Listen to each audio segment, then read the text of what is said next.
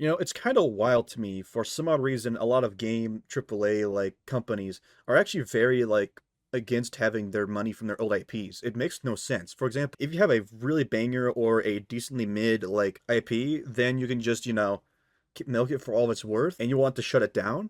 Even though all you have to do is basically say, hey, yo, community, we don't really want to update this game anymore, so we're going to let you guys do the updates for us and basically host your own servers if it's multiplayer. Like, it's interesting. Like, games that are like very old, they're been long forgotten or they're barely getting updates or still have a massive thriving community. So for example, when the crew shut down, the better option would just for a sunsetting update would be like, hey yo, opening modding and community servers can now be hosted. You know how much more people would actually play that game now? You have people modding the crap out of the game, which gets a lot of attention, and community hosting servers or just doing like your own community server would let people, play around with the game and enjoy it. Now think about this. There's a lot of games out there that sort of do this where they just sort of give like the keys to the kingdom when it comes to like the games. But some AAA game companies don't like that idea. But still, even with giving like some simple restraint, if you have like, a game with a bunch of cosmetics that is basically dead, but people still want to play it and they'll still buy the cosmetics in the game, that's money. That's free money that you can just grab right there. Like, you don't take down your stuff. Like, if you have something old and say, hey, yo, this last update, this will be our last update. We're opening it up so that, you can still play with the game. You make a lot more money.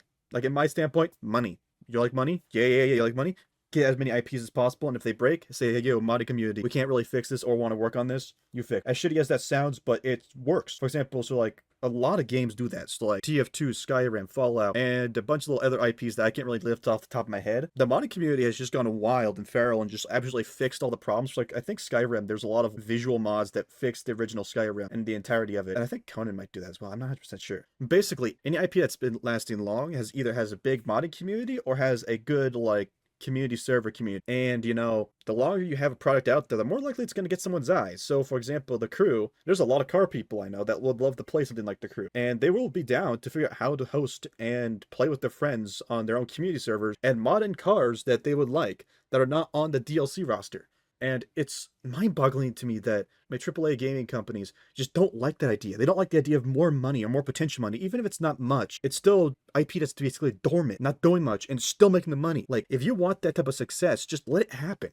Let the community take over and get you more money. It's simple as that. I don't understand why AAA games are just so allergic to that type of money. Was it too good for you? But yeah, that's my video for today. I find this really stupid why they're trying to shut the games down, even though it could make them more money.